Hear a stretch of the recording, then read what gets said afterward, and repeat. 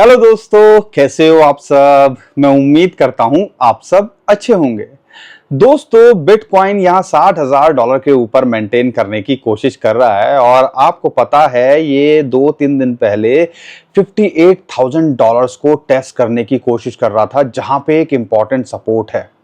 लेकिन यहां पर इतनी बुरी न्यूज आने के बाद में भी, क्योंकि लगातार बैड न्यूज की झड़ी लगी हुई है, लेकिन कुछ उम्मीद भी जगती है। और बुरी न्यूज क्या निकल के आ रही हैं, क्या दोबारा से $58,000 पे टिकेगा कि नहीं टिकेगा आके, या ये $50,000 तो नहीं आ जाएगा, या यहां से बाउंस बैक की कोई उम्मीद है, और क्या ओवरऑल क्रिप्टो करेंसी मार्केट के अंदर चल रहा है, इसके बारे में इस वीडियो के अंदर हम आपको बताने वाले हैं। इथेरियम ईटीएफ के लिए भी बड़ी न्यूज निकल के आ रही है और इंडियन यूजर्स के लिए भी एक बड़ी न्यूज निकल के आ रही है।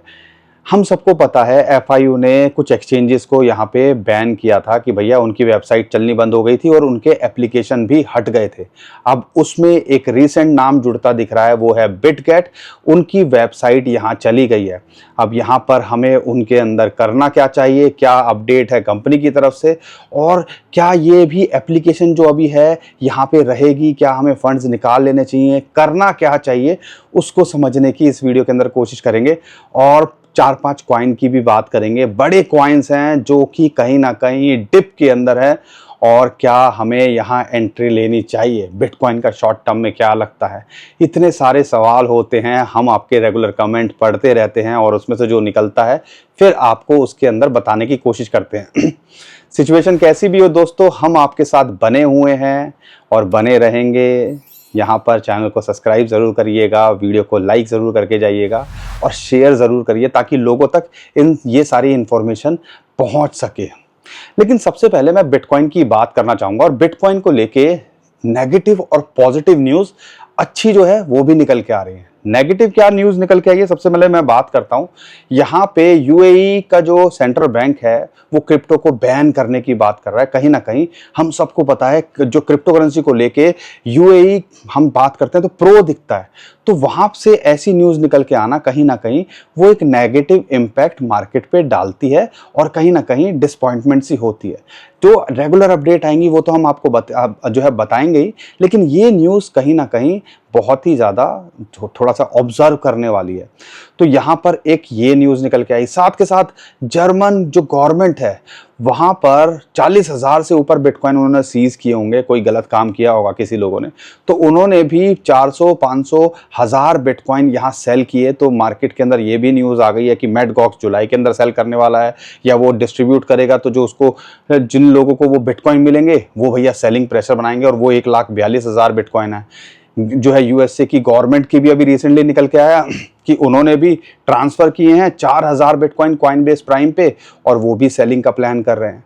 तो ये सारी चीजें निकल के बिटकॉइन के ऊपर यहाँ पे सेलिंग प्रेशर फिलहाल बना रहा है, और यहाँ पर गवर्नमेंट की तरफ से ऐसे स्टांस आना तो कहीं ना कहीं ऐसा लगता है यार फालतू में बिटकॉइन पे जबरदस्ती प्रेशर बन रहा है। लेकिन यहां पर इंटरेस्टिंग बात क्या है, बिटकॉइन सस्टेन करने की कोशिश कर रहा है $60,000 के ऊपर, और यहां से ऑल्ट कॉइन्स भी थोड़ा सा वेट एंड वॉच की सिचुएशन में चल रहे हैं। ज्यादा नहीं टूटे हैं जितना बिटकॉइन का इस लेवल पे आने पे टूटने चाहिए थे, क्योंकि वो ऑलरेडी पहले ही उनमें उतनी उधेड़ बुन हो चुकी है कि गुंजाइश यहां नहीं रही है। लेकिन पॉजिटिव न्यूज क्या है, पिछले 2 दिनों के अंदर ब्लैक रॉक, अगर मैं बात करता हूं ईटीएफ, उनके अंदर कोई बाइंग सेलिंग नहीं हो रही है। पिछले हफ्ते भर के अंदर एक आध बार ही हुआ है।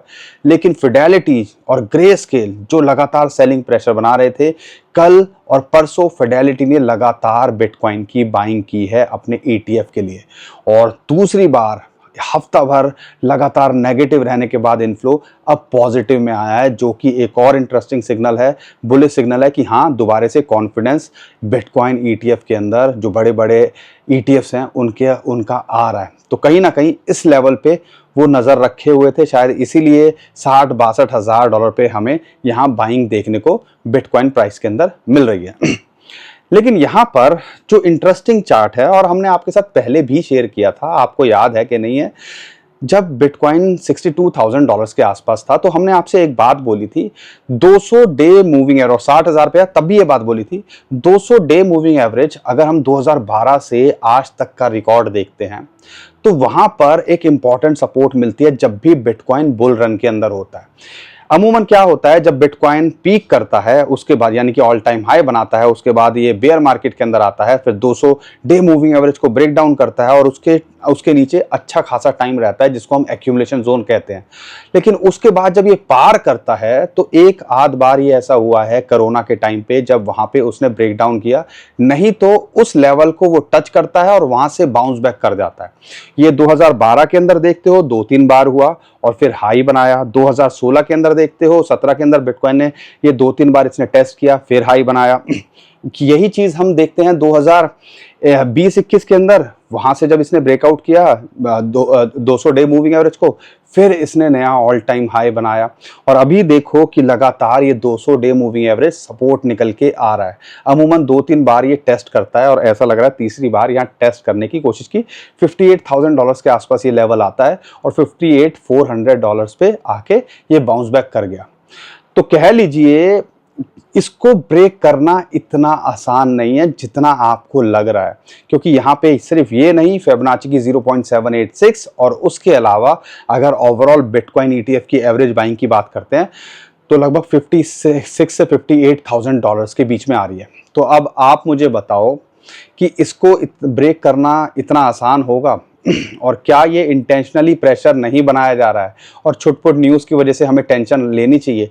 जब हम शॉर्ट टर्म में ट्रेड कर रहे हैं तो ये लाइंस हमें पता है और लॉन्ग टर्म में देख रहे हैं 50-60 हज़ार पे कोई फर्क नहीं पड़ता। जब आप फोकस करते हो 1,20,000, 1.5 लाख, 2 लाख, 2.5 लाख जैसे बड़े बड़े बैंक्स कहते हैं, स्टैंडर्ड चार्टर्ड का कहना है 2025 में 2.5 लाख तक पहुंच सकता है। और अभी जो सिंगापुर का सबसे बड़ा बैंक है डीबीएस, उसका कहना है भैया bitcoin is a kind of digital gold. तो ऐसी ऐसी स्टेटमेंट आ रही हैं, किसको माने किसको ना माने, और बाइंग होना ईटीएफ के अंदर दोबारा से ग्रीन के अंदर कहीं ना कहीं पॉजिटिव सिग्नल मिलता है कि $60,000 कहीं ना कहीं ये जो इंस्टीट्यूशंस हैं, वेल्स हैं, अपना बाइंग का एक लेवल देख रहे हैं। ठीक है, अब ये सारी चीजों को समझना है। बुरे हालात के अंदर क्या हो सकता है, माइनर्स ने भी पिछले 1 महीने के अंदर 30,000 बिटकॉइन सेल करे हैं और इसका भी प्रेशर हमें देखने को मिला। और ये मत भूलिएगा अगर इससे नीचे जाता है तो फिबोनाची की रेशियो है 0.618, वो तो बहुत ही बड़ी सपोर्ट है जो कि 49,000 से $50,000 और 50-51 हज़ार पे बिटकॉइन माइनर्स की एवरेज कॉस्ट आती है एक बिटकॉइन बनाने की। तो उससे नीचे जाएगा तो समझ लीजिएगा भैया मार्केट खराब ही है, खत्म है एक तरह से, क्योंकि प्रॉफिट होगा नहीं तो माइनर्स माइन क्यों करेंगे, और माइन नहीं करेंगे तो भैया नेटवर्क संभालेगा कौन। ये ओवरऑल आपको सारी चीजें समझनी पड़ेंगी। तो शॉर्ट टर्म में टेम्परेरी ऊपर नीचे होता रहता है, लेकिन अगर आप लॉन्ग टर्म का फोकस लेके चल रहे हो तो यहाँ पर टेंशन नहीं लेनी है और फोकस थोड़ा बड़ा रखना है। और यहाँ पर अगर सपोर्ट $58,000 पे एक इंपॉर्टेंट सपोर्ट है, 56 से $58,000 का जोन, वहां आ जाए तो एंट्री ली जा सकती है। $60,000 के आसपास भी एक अच्छी एंट्री का ये मौका आपको दे रहा है। अगर यहां से बाउंस बैक करता है तो इमीडिएट इसको जो रेजिस्टेंस मिलती है लगभग 66 और $67,000 पे मिलती है, जहां पे 100 day moving average, 50 day moving average की यहां पे इसको रेजिस्टेंस है। अगर उसके ऊपर जाता है तो $69,000 और उसके बाद ऑल टाइम हाई को ये टेस्ट करता दिख सकता है। और आप ये मत भूलिएगा, अगर पीछे की हिस्ट्री देखते हैं तो जैसे 200 डे मूविंग एवरेज की बात करी कि लगातार वो सपोर्ट निकल के आता है, ऐसे ही हाफिंग के बाद में बड़ा बोरिंग टाइम रहता है। एक फेज ऐसा होता है 3 से 6 महीने का जहां पे बिटकॉइन सिर्फ एक्यूमुलेशन करता है, हाफिंग से पहले हाई बनती है और फिर वहां से जब ये पंप करता है फिर ये पीछे नहीं दिखता नया ऑल टाइम हाई बनाने से पहले, और फिर पूरी की पूरी क्रिप्टो करेंसी मार्केट हमें पंप होते दिखती है। तो ये सारी चीजें हम समझेंगे नहीं तो कैसे काम चलेगा भैया। तो ये सारी चीजें समझो, यहाँ पर ओवरऑल चीजों को समझने की कोशिश करो और उम्मीद करता हूँ आपको चीजें हम जो कोशिश कर रहे हैं समझाने की समझ आ रही होंगी। टेंशन लेने से कुछ नहीं होता, घबराने से कुछ नहीं होता। हमारा भी साथ दीजिए, वीडियो को लाइक करिए और चैनल को सब्सक्राइब ज़रूर करिए। ऐसी ऐसी इन्फॉर्मेशन हम लगातार लेके आते रहते हैं। अब यहाँ पर कॉइन्स के बारे में और इथेरियम ईटीएफ के बारे में बताने से पहले एक इम्पॉर्टेंट बात जो इंडियन यूज़र से रिलेटेड है वो है बिटगेट को लेके। अब यहाँ पर जब बाइनेंस और बड़े बड़े और एक्सचेंजेस की वेबसाइट गई, उसके बाद कुछ दिनों बाद उनके एप्लीकेशन गए और फिर लोग जो है स्टक सा महसूस करने लगे, और जिनके पास ऐप था वो तो फिर भी चला रहे थे लेकिन कोई अपडेट नहीं कर सकते थे, और कुछ बाद में मान लो डिलीट हो गया तो उनके फंड हो गए वहाँ स्टक, और कई एक्सचेंज अभी भी ऐसे ही स्टक हैं। तो यहाँ पे KuCoin और बाइनेंस तो यहाँ पर FIU कर लिया, लेकिन अभी भी लोगों को कॉन्फिडेंस नहीं है टीडीएस कैसे कटेगा, क्या सारी चीज़ें होंगी, क्या हो रहा है, सब कुछ। तो यहाँ पर बिटगेट के साथ में एक बड़ा सवाल निकल के आता है, क्योंकि बहुत सारे लोग हमसे क्वेश्चन पूछ भी रहे हैं कि बिटगेट के साथ में यहाँ क्या हो सकता है, क्योंकि अभी उनकी वेबसाइट यहाँ पर नहीं चल रही है। हमने भी खोल के देखने की कोशिश की, नहीं चल रही है। तो ऐसा लग रहा है FIU अब जो है कुछ टाइम के बाद में आपको इनका एप्लीकेशन भी जो है एप्पल स्टोर से और एंड्रॉयड जो प्ले स्टोर है उससे भी हटता दिख सकता है। और यहाँ पर अगर ऐसा होता है तो जब तक ये FIU कंप्लायंट नहीं होंगे या सारी चीज़ें नॉर्म्स इंडिया में फुलफिल नहीं करेंगे तो इनकी वेबसाइट ऐप आते नहीं दिखेंगे। बाइनेंस का अभी तक भी नहीं आता दिखा। तो यहाँ पर कंपनी की तरफ से स्टेटमेंट निकल के आई है कि आपके फंड सेफ हैं, सिक्योर हैं, ऐप अभी भी चल रही है, वेबसाइट अभी टेम्परेरी है, कंप्लायंस हमें करना है, सारी चीज़ें चल रही हैं, वो सारी चीज़ें चलती रहेंगी। तो यहाँ पर हमें क्या करना चाहिए? देखो, हमने सबसे पहले जब ऐसे इश्यूज निकल के आते हैं तो अपने सबसे पहले फंड सिक्योर करने चाहिए। अब फंड सिक्योर करने का क्या तरीका है? या तो हम अपने हार्डवेयर वॉलेट में रख लें या ऑनलाइन वॉलेट जो आते हैं उनमें रख लें। और फिर भी अगर आप कहते हो यार मैं तो रेगुलर ट्रेड भी करना चाहता हूँ या कुछ बाइंग करना चाहता हूँ, तो यहाँ पे एक बढ़िया ऑप्शन आपको मिल सकता है। और ये चीज़ हमने बाइनेंस के टाइम पे भी आपके साथ में शेयर की थी। और बाइनेंस जब ऐसा हुआ था तो आप एक ऑप्शन वहाँ पे निकल के आया था, वो था मुद्रेक्स। और मुद्रेक्स के साथ सबसे अच्छी बात क्या है? वो FIU कंप्लायंट है। 350 से ज़्यादा वहाँ पे आपको पेयर्स मिल जाते हैं ट्रेड करने के लिए। और यहाँ पर आप INR डिपॉजिट बैंक के थ्रू, UPI के थ्रू वहाँ पे डिपॉजिट भी कर सकते हो, विड्रॉ भी कर सकते हो।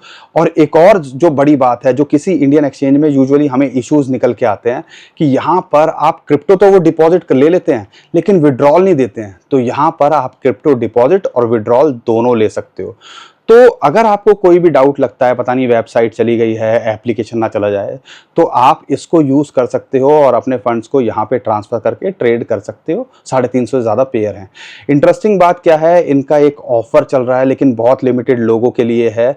यहाँ पर अगर आप 5,000 रुपये डिपॉजिट करते हो INR के अंदर बैंक के थ्रू और उसके बदले आपको 500 रुपये का ये रिवॉर्ड देते हैं USDT के अंदर, तो इस चीज़ का फ़ायदा उठाया जा सकता है। तो नीचे डिस्क्रिप्शन में हमने लिंक दे दिया है, आप जाइए इनकी वेबसाइट को एक्सप्लोर कीजिए। इनका एप्लीकेशन एप्पल और एंड्रॉयड दोनों पे अवेलेबल है और नीचे हमने डिस्क्रिप्शन में लिंक दे दिया है। तो अगर कुछ फ्री में मिले तो क्यों छोड़ें। और अगर आपको लगता है यहाँ पे हमारा बिटगेट का भी कुछ भरोसा नहीं है, अगर एप्लीकेशन भी उड़ गई तो क्या होगा, तो इस ऑप्शन को भी यूज़ किया जा सकता है।